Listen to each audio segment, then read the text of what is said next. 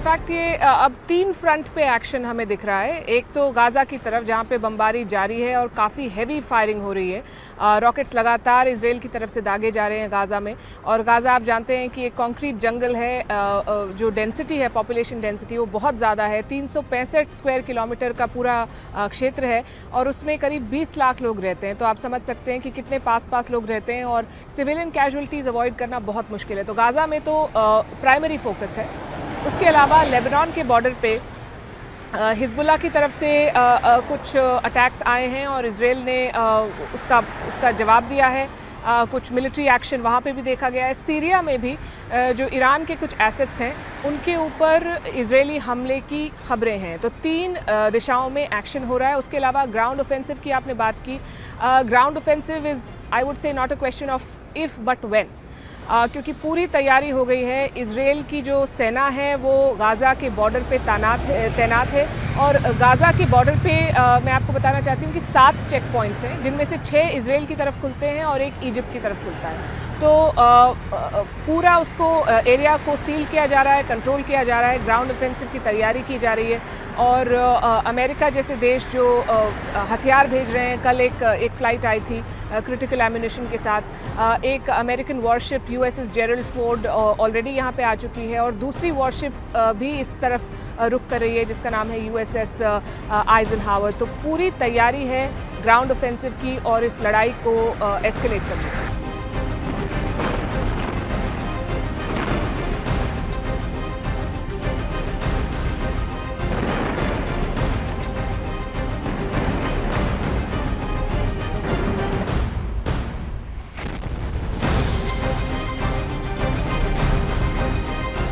इसमें 2-3 पॉइंट्स हैं नोट करने के। पहला तो ये कि इजराइल का सबसे बड़ा समर्थक मिलिट्री और पॉलिटिकल अमेरिका रहा है। तो अगर बाइडेन ये समर्थन नहीं देते तो अनप्रेसिडेंटेड होता। तो बाइडेन के पास भी मेरे ख्याल से बहुत ज़्यादा ऑप्शंस हैं नहीं।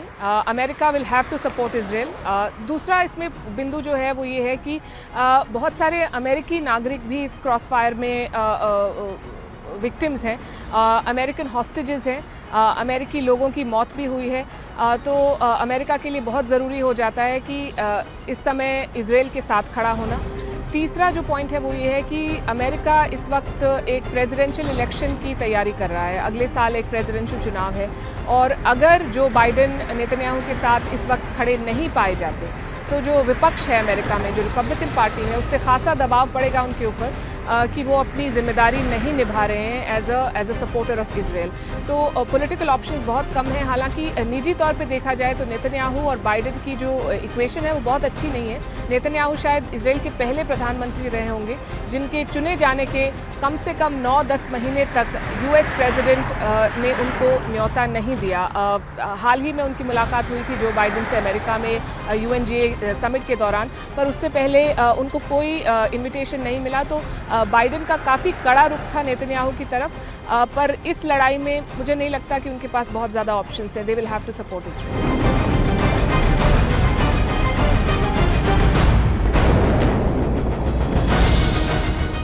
बहुत डेवलपमेंट मैं नहीं कहूँगी कि इस दिशा में कुछ ज़्यादा हुआ है। वही 3 प्लेयर्स हैं, कतर है, टर्की है और इजिप्ट है, और उनका कहना है कि वो मध्यस्थता के लिए तैयार हैं, वो बातचीत कराने के लिए तैयार हैं। पर इस वक्त जिस तरह के स्टेटमेंट्स आ रहे हैं इजराइल की तरफ से, जिस तरह के स्टेटमेंट्स अमेरिका की तरफ से आ रहे हैं, उनसे ये लगता है कि बातचीत के मूड में वो नहीं है। और अगर आप ईरान से भी स्टेटमेंट देखें, ईरान की जो टॉप लीडरशिप है वो बार बार कह रही है कि हमारा कोई हाथ नहीं है।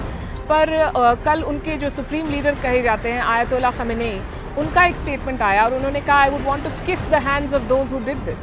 तो जिन्होंने ये हमला किया है मैं उनके हाथ चूमना चाहता हूँ। इससे आपको पता चलता है कि किस तरह का समर्थन ईरान दे रहा है हमास को। तो जब इस तरह के बयान आते हैं दोनों तरफ से तो बातचीत का जो एवेन्यू है वो और कम हो जाता है, वो विंडो और श्रिंक हो जाती है। तो बातचीत इस वक्त अगर की भी जा रही है अनऑफिशियली, तो उससे बहुत कुछ हासिल होगा ऐसा मुझे लगता नहीं है। और इजराइल की तरफ से काफ़ी क्लैरिटी है कि हमें ये करना है, ग्राउंड ऑफेंसिव करना है, एयर ऑफेंसिव करना है। मेरे ख्याल से इजराइल के लिए चुनौती इस वक्त ये है कि वो अपना जो एंड गेम है उसको कैसे डिफाइन करें। ग्राउंड ऑफेंसिव पहली बार नहीं होगा अगर इसराइल करेगा, तो पहले भी किया है उन्होंने। और इसराइल ने गाज़ा पे ऑक्यूपेशन भी किया है, कब्जा भी किया है। 1967 की लड़ाई के बाद से इसराइल का ऑक्यूपेशन था गाज़ा पे। 2005 में उन्होंने छोड़ा। तो उनको ये डिफ़ाइन करना है कि हम ग्राउंड इन्वेजन करके हमास को निपटा के वापस आ जाएंगे या फिर हम गाज़ा को ऑक्यूपाई करेंगे। वो उन्होंने तय नहीं किया है। पब्लिक सेंटिमेंट इस वक्त बदले की भावना आपको दिखाई देती है, पर public sentiment is tricky. Public sentiment को बदलते देर नहीं लगती। इस वक्त बदले की भावना है। अगर ये ग्राउंड ऑफेंसिव करते हैं और इजरायली सैनिक शहीद होते हैं तो वही पब्लिक सेंटिमेंट टर्न भी हो सकता है और वही सरकार के खिलाफ भी हो सकता है कि आपने हमारे लोगों को वहाँ भेजा और अब वो मर रहे हैं। तो ये थोड़ा ट्रिकी है इजरायली लीडरशिप के लिए डिफ़ाइन करना और डिटर्मिन करना कि वो कहाँ तक जाना चाहते हैं। लड़ाई होगी कि नहीं, ये मुझे लगता है इस वक्त तय है कि वो इसको आगे बढ़ाएंगे।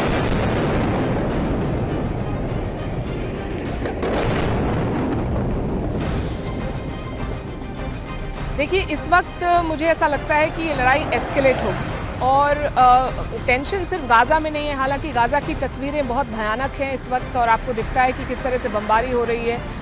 महिलाएं, बच्चे सभी उसकी चपेट में आ रहे हैं। पर यहाँ इजराइल में भी कल कम से कम 5 ऐसे इंस्टेंसेस हुए जब हम गाड़ी में थे या कहीं पे थे और अचानक सायरन बजे, अचानक बम फटने की आवाज़ें आई और हमें जहाँ भी हम थे वहाँ पे गाड़ी रोक के एक बार हम किसी के घर में घुस गए। ये मैंने देखा है कि लोग अपना घर खोल देते हैं। आप अगर होटल में हैं, आप किसी दुकान में, कोई नहीं पूछता कि आप कहाँ से आए हैं, क्यों आ रहे हैं। आपको तुरंत वो बॉम्ब शेल्टर के अंदर ले जाते हैं और आपकी सेफ्टी के बारे में पूछते हैं। तो ये मैंने सेंटिमेंट देखा। तो टेंशन इस वक्त इजराइल में भी है। गाज़ा की तरफ से भी रॉकेट्स आ रहे हैं। इजराइल के पास आयरन डोम है तो वो रॉकेट से नुकसान बहुत नहीं हो रहा, पर इसका मतलब ये नहीं है कि सब हालात ठीक हैं। यहाँ पे बहुत ही सेंसिटिव इस वक्त माहौल है। मुझे लगता है कि इजरायली सरकार के ऊपर इस वक्त बहुत दबाव है। एक तो वो राइट विंग सरकार है, दूसरा उनकी क्लियरली यहाँ पे कमी दिखी है। इंटेलिजेंस फेलियर हुआ है, मिलिट्री फेलियर हुआ है, लीडरशिप का फेलियर हुआ है। पिछले कुछ महीनों में इजराइल में आपने देखा होगा कि सिर्फ प्रोटेस्ट हो रहे थे। नेतन्याहू सरकार ने एक जुडिशल ओवरहॉल, एक जुडिशल बिल पास करने की कोशिश की थी जिससे काफ़ी गुस्सा था लोगों में। तो कहीं ना कहीं इजराइल का जो फोकस था वो सिक्योरिटी से भटक के डोमेस्टिक पॉलिटिकल अफेयर्स में ज़्यादा हो गया था और उसी की कीमत शायद उन्होंने इस वक्त चुकाई है। तो अब उसको कॉम्पनसेट करने के लिए लीडरशिप ज़रूरत से ज़्यादा कड़ा रुख अपनाएगी, ऐसा मेरा मानना है। तो ये लड़ाई अब बड़ी होने वाली है और जिस तरह से अमेरिका अपना समर्थन दे रहा है, 2 वॉरशिप्स इतनी जल्दी तैनात कर देना बहुत बड़ी बात है। मिलिट्री प्लेन भेजना बहुत बड़ी बात है। कल एंटनी ब्लिंकन जो अमेरिका के आप कह सकते हैं फॉरेन मिनिस्टर हैं, वो भी इजराइल में आएंगे, वो भी बात करेंगे। तो मेरे ख्याल से अभी तैयारी पूरी है कि इसको आगे बढ़ाया जाए। अब इसमें ईरान शामिल होता है कि नहीं, इसमें हिजबुल्लाह किस हद तक शामिल होता है, सीरिया में कितना एक्शन होता है, ये तो अब आगे कुछ दिनों में देख के पता चलेगा। पर गाज़ा पे हमला बढ़ने वाला है।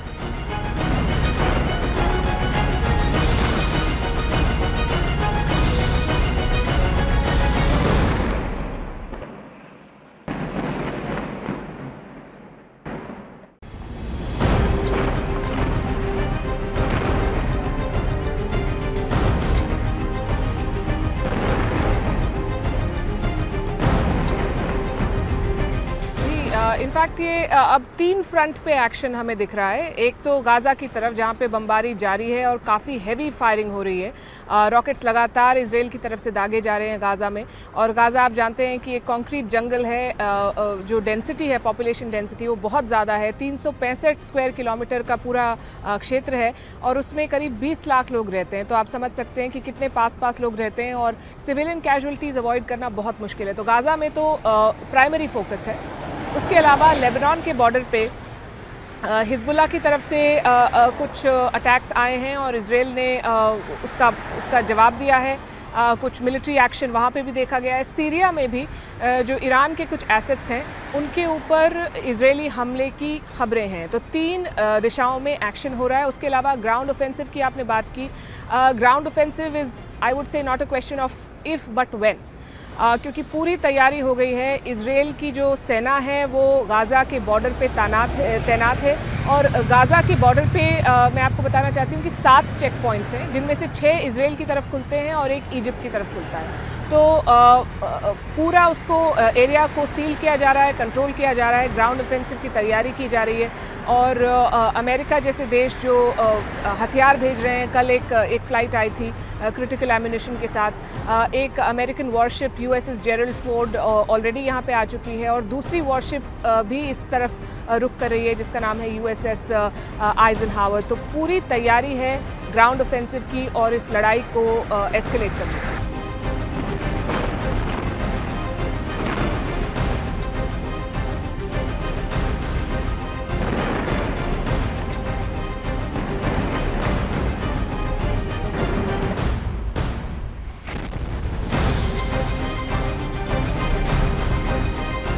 इसमें 2-3 पॉइंट्स हैं नोट करने के। पहला तो ये कि इजराइल का सबसे बड़ा समर्थक मिलिट्री और पॉलिटिकल अमेरिका रहा है। तो अगर बाइडेन ये समर्थन नहीं देते तो अनप्रेसिडेंटेड होता। तो बाइडेन के पास भी मेरे ख्याल से बहुत ज़्यादा ऑप्शंस हैं नहीं। America will have to support Israel. दूसरा इसमें बिंदु जो है वो ये है कि बहुत सारे अमेरिकी नागरिक भी इस क्रॉस फायर में विक्टिम्स हैं, अमेरिकन हॉस्टेजेस हैं, अमेरिकी लोगों की मौत भी हुई है। तो अमेरिका के लिए बहुत ज़रूरी हो जाता है कि इस समय इजराइल के साथ खड़ा होना। तीसरा जो पॉइंट है वो ये है कि अमेरिका इस वक्त एक प्रेसिडेंशियल इलेक्शन की तैयारी कर रहा है। अगले साल एक प्रेसिडेंशियल चुनाव है, और अगर जो बाइडेन नेतन्याहू के साथ इस वक्त खड़े नहीं पाए जाते तो जो विपक्ष है अमेरिका में, जो रिपब्लिकन पार्टी है, उससे खासा दबाव पड़ेगा उनके ऊपर कि वो अपनी जिम्मेदारी नहीं निभा रहे हैं as a supporter of Israel.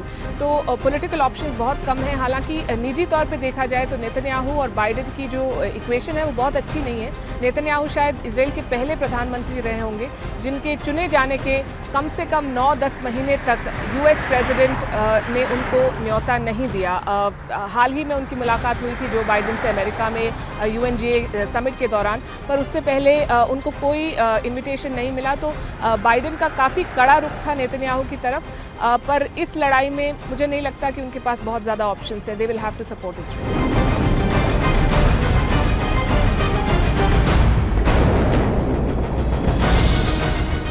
बहुत डेवलपमेंट मैं नहीं कहूँगी कि इस दिशा में कुछ ज़्यादा हुआ है। वही 3 प्लेयर्स हैं, कतर है, टर्की है और इजिप्ट है, और उनका कहना है कि वो मध्यस्थता के लिए तैयार हैं, वो बातचीत कराने के लिए तैयार हैं। पर इस वक्त जिस तरह के स्टेटमेंट्स आ रहे हैं इजराइल की तरफ से, जिस तरह के स्टेटमेंट्स अमेरिका की तरफ से आ रहे हैं, उनसे ये लगता है कि बातचीत के मूड में वो नहीं है। और अगर आप ईरान से भी स्टेटमेंट देखें, ईरान की जो टॉप लीडरशिप है वो बार बार कह रही है कि हमारा कोई हाथ नहीं है। पर कल उनके जो सुप्रीम लीडर कहे जाते हैं आयतोल्ला खमेनेई, उनका एक स्टेटमेंट आया और उन्होंने कहा, आई वुड वांट टू किस the hands of those who did this. तो जिन्होंने ये हमला किया है मैं उनके हाथ चूमना चाहता हूँ। इससे आपको पता चलता है कि किस तरह का समर्थन ईरान दे रहा है हमास को। तो जब इस तरह के बयान आते हैं दोनों तरफ से, तो बातचीत का जो एवेन्यू है वो और कम हो जाता है, वो विंडो और श्रिंक हो जाती है। तो बातचीत इस वक्त अगर की भी जा रही है अनऑफिशियली, तो उससे बहुत कुछ हासिल होगा ऐसा मुझे लगता नहीं है। और इजराइल की तरफ से काफ़ी क्लैरिटी है कि हमें ये करना है, ग्राउंड ऑफेंसिव करना है, एयर ऑफेंसिव करना है। मेरे ख्याल से इजराइल के लिए चुनौती इस वक्त ये है कि वो अपना जो एंड गेम है उसको कैसे डिफाइन करें। ग्राउंड ऑफेंसिव पहली बार नहीं होगा अगर इजराइल करेगा, तो पहले भी किया है उन्होंने, और इजराइल ने गाज़ा पे ऑक्यूपेशन भी किया है, कब्जा भी किया है। 1967 की लड़ाई के बाद से इजराइल का ऑक्यूपेशन था गाज़ा पे। 2005 में उन्होंने छोड़ा। तो उनको ये डिफ़ाइन करना है कि हम ग्राउंड इन्वेजन करके हमास को निपटा के वापस आ जाएंगे या फिर हम गाज़ा को ऑक्यूपाई करेंगे। वो उन्होंने तय नहीं किया है। पब्लिक सेंटिमेंट इस वक्त बदले की भावना आपको दिखाई देती है, पर पब्लिक सेंटिमेंट इज़ ट्रिकी।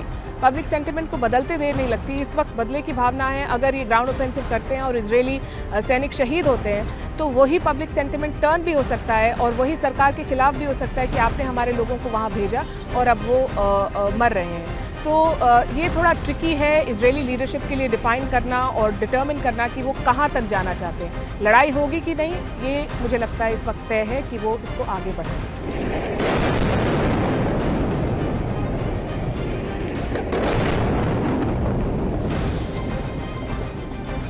देखिए, इस वक्त मुझे ऐसा लगता है कि ये लड़ाई एस्केलेट होगी। और टेंशन सिर्फ गाज़ा में नहीं है, हालांकि गाज़ा की तस्वीरें बहुत भयानक हैं इस वक्त और आपको दिखता है कि किस तरह से बमबारी हो रही है, महिलाएं, बच्चे सभी उसकी चपेट में आ रहे हैं। पर यहाँ इजराइल में भी कल कम से कम 5 ऐसे इंस्टेंसेस हुए जब हम गाड़ी में थे या कहीं पे थे और अचानक सायरन बजे, अचानक बम फटने की आवाज़ें आई और हमें जहाँ भी हम थे वहाँ पे गाड़ी रोक के एक बार हम किसी के घर में घुस गए।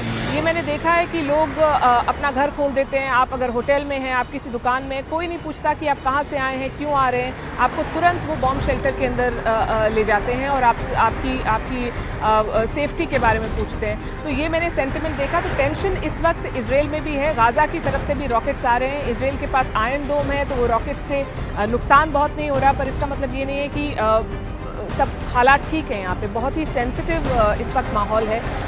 मुझे लगता है कि इजरायली सरकार के ऊपर इस वक्त बहुत दबाव है।